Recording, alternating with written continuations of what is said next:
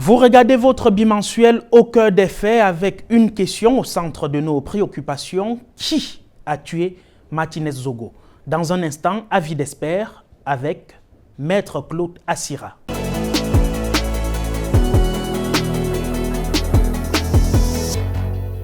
Maître Claude Assira, bonsoir. Bonsoir. Vous êtes membre du Conseil de l'Ordre des avocats au barreau du Cameroun. Merci d'être venu en direct sur Naya TV pour apporter votre pierre à la construction de la vérité pour une meilleure compréhension juridique et judiciaire autour de l'affaire Martinez Zogo. Alors, Maître, dites-nous, vous avez suivi de bout en bout les enquêtes préliminaires dans cette affaire. Quelle appréciation faites-vous des conclusions des enquêtes préliminaires au tribunal militaire? Alors, ce serait peut-être un peu présomptueux de ma part de dire que j'ai suivi de bout en bout. J'ai suivi avec un œil attentif, un œil triplement attentif, d'abord comme avocat, ensuite comme citoyen, et puis peut-être un peu comme juriste enseignant d'une façon globale. Et je dois dire que comme ce fait tout à fait particulier a eu une gravité émotionnelle et passionnelle tout à fait particulière, il ne pouvait en être autrement. Et bien évidemment, il est apparu que tout au long de l'enquête, on s'attendait à ce qu'on puisse voir un peu plus clair dans ce qui a pu se passer depuis la genèse de cette histoire totalement rocambolesque qui a conduit quand même à la mort d'un homme dans des conditions d'une atrocité, d'une férocité, d'une animalité qu'on a rarement vue. Et où on se retrouve des ingrédients qu'on retrouve rarement dans des histoires de ce genre. Vous avez la machine de l'État, si ce n'est pas en tant qu'État en lui-même, tout au moins avec des membres importants qu'il compose, ou qui sont suspects puisque des responsables importants sont impliqués aujourd'hui, au jour où je vous parle. Donc ce n'est pas simplement qu'un commentaire. Donc toutes ces choses-là ont contribué à donner évidemment à cette histoire une dimension tout à fait particulière, évidemment dramatique, douloureuse, mais aussi, comme je viens de vous l'indiquer, un tout petit peu inquiétante. Donc l'issue de la première phase de l'enquête préliminaire sur laquelle vous m'interrogez est connue désormais depuis samedi au petit matin. Bon, je dois dire que pour moi, il y a dedans quelques éléments de déception. Déception à quel niveau, Maître? Je pense que vous partagez tous un tout petit peu la même impression que moi. J'ai le sentiment que le temps qui est passé a contribué à quelques accommodements, quelques arrangements qui ont abouti aux qualifications que nous avons pu voir. J'ai l'impression que les décisions d'inculpation sont un peu des décisions de compromis. Et je pense que, de mon point de vue, j'incline à penser que chaque fois que vous commencez à faire des combinaisons en matière judiciaire, il y a des chances que la justice ne soit jamais vraiment rendue. Là, je vois par exemple qu'il y a une infraction, on a voulu à un moment donné en faire beaucoup, en qualifiant, en inculpant des gens pour une infraction de filature. Bon, j'ai eu beau chercher dans le code, vous savez qu'en matière pénale, il fonctionne exactement différemment de ce qui fonctionne normalement en matière civile. En matière civile, on vous dira toujours que lorsque ce qui n'est pas interdit est permis. Voilà. Quand on n'a pas dit que ce n'était pas bien, ça veut dire que vous pouvez le faire.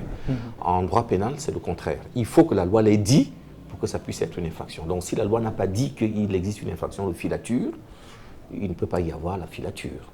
Bien. Donc là, en l'occurrence, ils nous ont mentionné une infraction de filature que j'ai eu du mal à retrouver, moi, personnellement, dans l'architecture juridique camerounaise. En revanche, au contraire, celle à laquelle on pouvait raisonnablement s'attendre, qui, elle, est l'infraction naturelle, c'est-à-dire l'infraction d'assassinat, a été, de mon point de vue, déqualifiée, disqualifiée, puisqu'on lui a donné simplement la résonance d'une torture. Voilà, c'est de ce point de vue que j'ai du mal personnellement à comprendre les raisons pour lesquelles les autorités qui sont intervenues jusqu'à présent, c'est-à-dire le juge d'instruction, font ce choix minimaliste, alors qu'il va de toute évidence que l'ensemble du processus depuis le début jusqu'à la découverte du corps conduit à penser qu'il y avait un dessein criminel qui avait été mis en œuvre.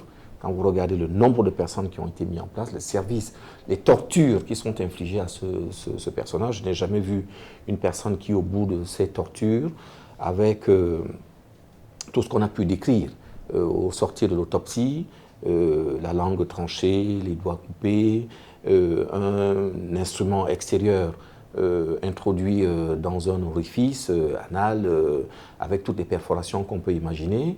Il s'agit de personnes qui sont quand même relativement rouées à ce genre d'opération et qui savent quel peut être le degré de résistance d'un homme, ne pouvaient pas s'attendre à ce qu'il y ait un autre résultat que la mort. Et puis, en fin, je pense, pour signer l'intention criminelle de départ, les conditions dans lesquelles le corps a été exposé, pour autant que nous tous nous sommes, nous savons habituellement que celui qui n'a pas voulu la mort essaye toujours de cacher la mort. Parce que si ils n'avaient pas vraiment voulu la mort, ils auraient tout fait pour cacher le corps, avec cet avantage, entre guillemets, pour eux que non seulement il n'aurait pas été retrouvé facilement, mais il aurait été retrouvé dans des conditions qui auraient plus difficilement permis et l'identification et éventuellement l'autopsie pour en connaître les causes. Or, ils ont voulu qu'on découvre le corps, puisqu'ils ne l'ont pas caché de façon particulière, et ils ont voulu, à travers la découverte que tout le monde entier ferait, qu'on comprenne que c'est ça qu'ils recherchaient précisément, la mort et la mort atroce. Donc, quand avec ça, vous vous retrouvez avec une qualification qui est une simple qualification de torture, qui, lorsque vous lisez la disposition concernée, veut dire qu'on a juste voulu lui faire peur et la mort est arrivée accidentellement, je trouve que là-dedans, la justice s'est un peu moquée. Alors, maître, vous êtes en train de conforter la position d'une bonne partie de l'opinion publique qui estime que sur la base des motifs d'inculpation de la dizaine de suspects qui passent de suspects à accusés, il n'y a jusqu'ici aucune idée de qui est le commanditaire de l'assassinat de Martinez Zogo. Alors, je ne sais pas si je conforte quoi que ce soit. Je vous fais une analyse personnelle. S'il y a des gens, il y a des juristes, je pense au nombre de vos téléspectateurs qui ont tout à fait le loisir d'apporter la contradiction sur ce que je dis. C'est un débat d'experts, de techniciens. Et si éventuellement dans mon analyse, il se faisait qu'il y ait des éléments qui ne correspondent pas, je veux bien être confronté à ces incongruités. Je pense qu'en l'occurrence, rien n'a été fait pour que les choses puissent effectivement aller dans ce sens. Et vous faites bien de poser la question, parce que quand vous regardez même les personnes qui sont accusées au titre de la complicité, parce que vous avez vu que l'ordonnance renvoie des personnes de deux niveaux. Vous avez les auteurs principaux et vous avez les complices. Bien.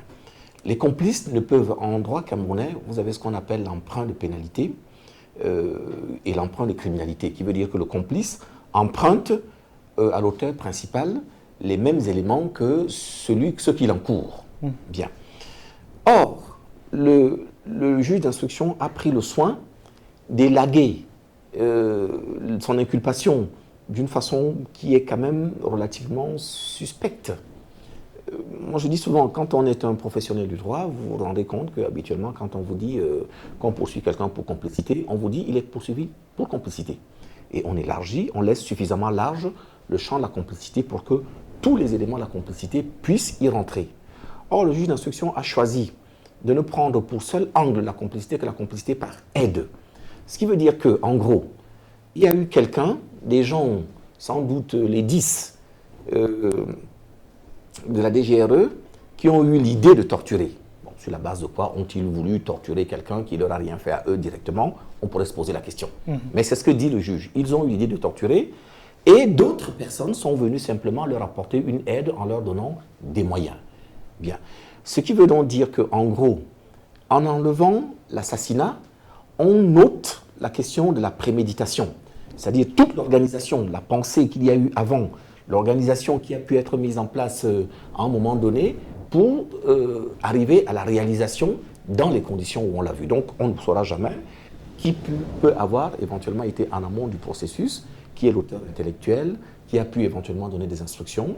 Parce que s'il y avait eu des doutes en ce qui concerne la torture, la complicité vient alors effacer tout ce qui peut rester de doute, puisqu'on vous dit, n'allez pas chercher au-delà, il ne s'agit que de complicité par aide, il ne peut pas y avoir eu autre chose, des instructions, des dons de moyens ou autre, ça n'existe pas, il n'y a eu que de l'aide. C'est un peu ça qui pose problème dans ces qualifications. Alors, comment comprendre ce grand cafouillage autour de cette affaire avec vos collègues avocats constitués qui se contredisent, cette manipulation dans les médias, dans les réseaux sociaux et bien sûr cette communication pratiquement muette du gouvernement? Ne mélangeons pas les choses, parce que dans un premier temps, le problème n'est pas d'abord le problème des avocats.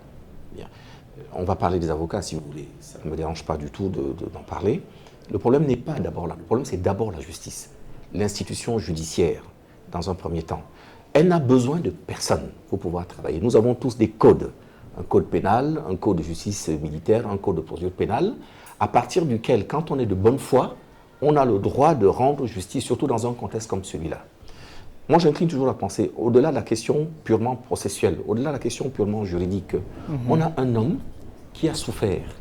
D'abord, la peur, ensuite la souffrance dans sa chair, dans son âme. On a toute une société. Vous-même, journaliste, je pense que vous devrez parfois vous poser des questions en ce qui concerne la liberté d'expression d'une façon globale et la liberté de la presse. Parce que ça veut dire tout simplement, en gros, qu'il peut arriver que n'importe quel individu qui se sente offensé ou menacé par telle ou telle information qui va être divulguée ou qui est en train d'être divulguée, a la possibilité, à partir d'éléments purement subjectifs, de décider d'appuyer sur un bouton pour que telle ou telle personne qui constitue sa menace puisse être condamnée à mort. Donc je pense que la justice n'a besoin d'aucun cafouillage d'avocat pour pouvoir faire convenablement son travail. Elle a largement les moyens pour cela. Et je pense que avant de rentrer, on mélange malheureusement le problème avec la question des avocats parce qu'on finit par donner à penser que les avocats vont avoir une responsabilité dedans qui va entraîner elle-même un cafouillage. Avant la responsabilité des avocats, je vous dis encore, on va en parler si vous voulez, attardons-nous, apesantissons-nous sur la liberté, sur le travail de la justice qui se fait dans un contexte qu'on n'arrive pas à comprendre. Si dans un cas comme Martinez-Zogo, vous n'avez pas l'obligation humaine, Martinez-Zogo, ça aurait pu être n'importe lequel d'entre nous. Ça aurait pu être le fils, le frère, l'ami, ou n'importe lequel, le parent de tous ceux qui sont dans cette machine judiciaire et qui manigancent à côté. Si dans un contexte comme celui-là, vous n'arrivez pas à trouver la force qu'il faut pour vous détacher de toutes les autres contingences pour ne rendre que la justice, je me demande à quel moment cela va jamais être fait. Après, c'est vrai, si vous voulez, pour dire un peu un mot sur la question des avocats, malheureusement, ils n'ont pas contribué à rendre son lustre à l'œuvre de justice, parce que là, on a assisté malheureusement souvent à des choses qui ne devraient pas arriver. Il n'y a pas de dérogation particulière qui soit tolérable, qui soit acceptable, qui soit admissible aux règles, à ce qui fait des piliers de la défense. On ne doit pas trahir le secret de l'instruction, on ne doit pas trahir son serment, on ne doit pas non plus, dans le cadre de son activité plaidante, jouer le rôle d'autres acteurs, la justice en l'occurrence, le commissaire du gouvernement, pour mettre en cause de façon grave les intérêts d'autres personnes. Donc là-dedans, il y a eu beaucoup d'atteintes, malheureusement de la part des avocats, qui sont venus rajouter une ombrelle de négativité dans ce dossier, qui n'en avait pas besoin. Voilà, Alors, maître, il y a eu des interpellations, puis des libérations à l'issue de l'ordonnance du juge d'instruction militaire. Prenons le cas du directeur général des médias du groupe L'Anecdote, Bruno Bidjan, qui bénéficie de la libération provisoire. Il comparaît donc libre. Beaucoup se demandent, s'il comparaît libre, pourquoi pas, par exemple, son patron, qui, lui, dans cette machine, est le seul du groupe L'Anecdote à être inculpé? Si vous permettez, moi, je ne vais pas parler des individus, des personnes, parce que, encore une fois, je commettrai moi-même l'erreur que je suis en train de condamner. Je vais vous parler, je vais rester dans les généralités d'une façon globale, pour vous indiquer que, vous savez, en matière, la procédure pénale associe de particuliers, je ne pense même pas qu'il y ait beaucoup de procédures qui y ressemblent. La procédure pénale est une procédure qui se fait par étapes.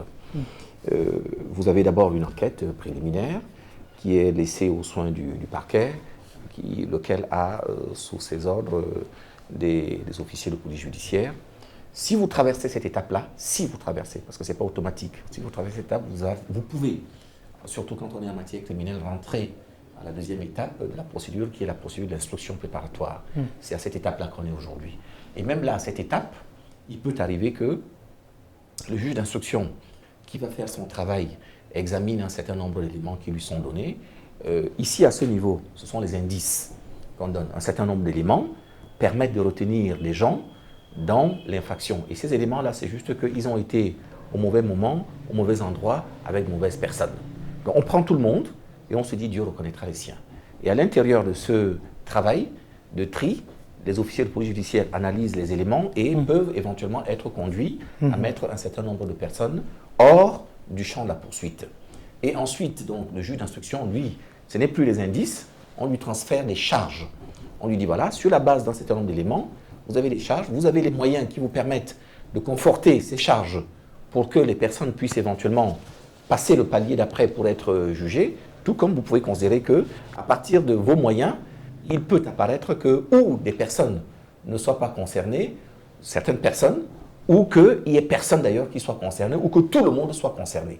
Donc le juge d'instruction conserve cette latitude-là.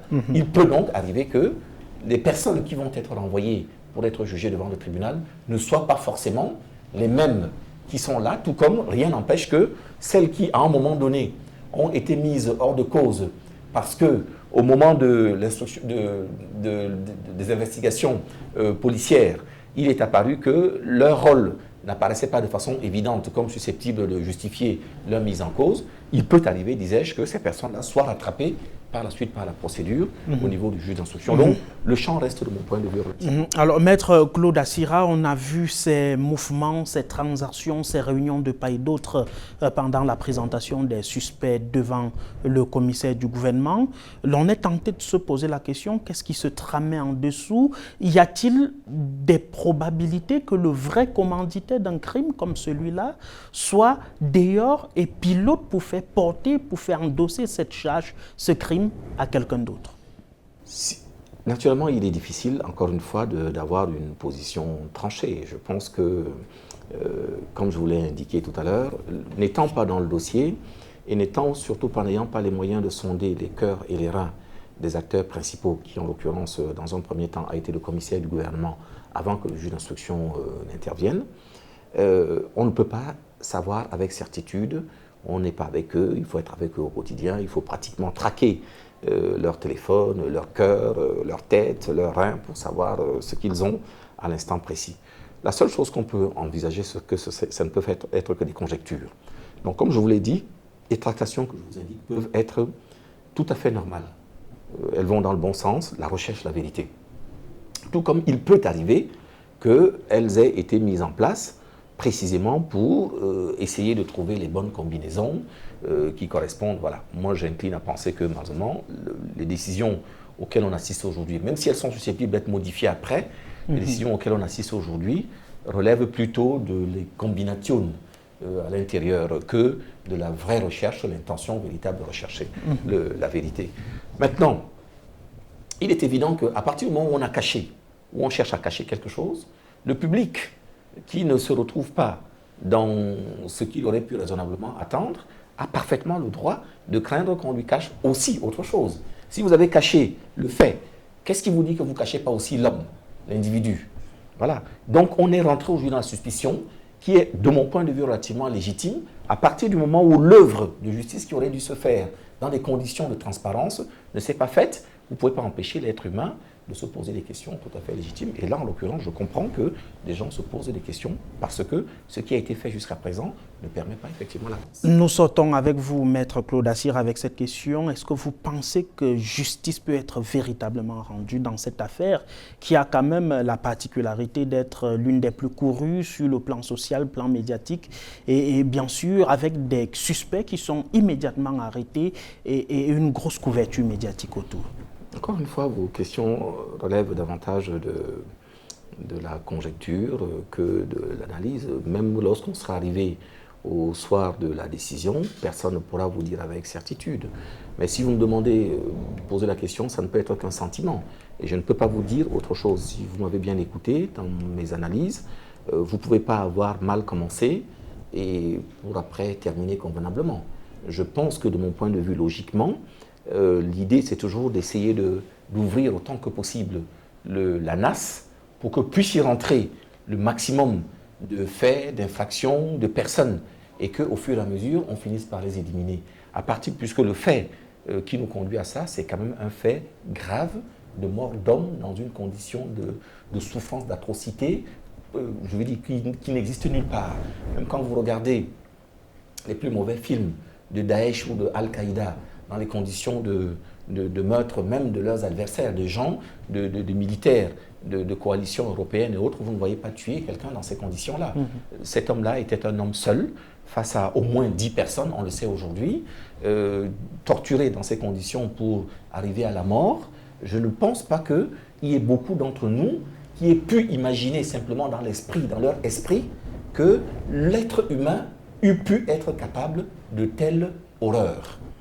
Qu'est-ce qu'il nous faut de plus pour pouvoir ouvrir le champ, se dire, tant pis, trompons-nous, que c'était un assassinat, peut-être que les éléments de l'analyse vont nous permettre après de revoir notre analyse pour revenir simplement à ce que c'est une torture. À partir du moment où vous commencez torture, vous avez cadenassé pour ne pas aller au-delà l'assassinat, on vous dit après complicité. Non, complicité uniquement par aide et pas autre chose. On se demande bien s'il n'y a pas dedans quelque chose qui fasse que, et je vous dis encore une fois, je reprends mon propos par logique et par simple cohérence, à partir du moment où vous avez des bases qui sont mauvaises parce que vous avez voulu trouver un compromis qui satisfasse tout le monde, il y a très peu de chances qu'à la fin, on puisse se retrouver avec une justice qui soit une justice compréhensible, une justice juste. Ne désespérons jamais de l'être humain, c'est ça qui est mon leitmotiv dans la vie, mais tel que c'est parti, avouons qu'on ne peut pas dire que ce soit vraiment bien parti. Maître Claude Assira, merci d'être venu sur le plateau d'Au Cœur des Faits. Merci à vous. Merci infiniment. Je rappelle que vous êtes membre du Conseil de l'Ordre des avocats au barreau du Cameroun, élu en juin 2022.